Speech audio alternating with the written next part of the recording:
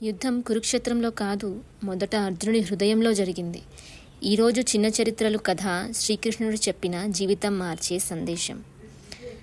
తన బంధువులను ఎదురుగా చూస్తూ అర్జునుడి చేతులు వణికాయి. ఆయన మనసు కరిగింది.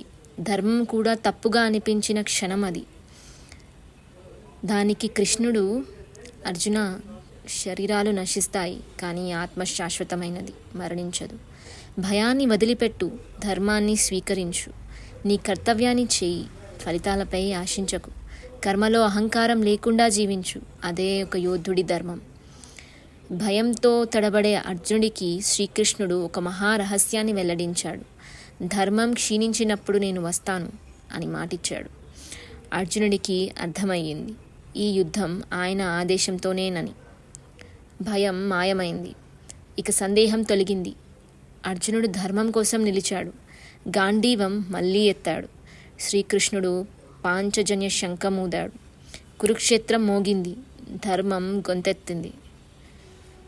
భగవద్గీత జీవితం మార్చే ఒక గొప్ప సందేశం.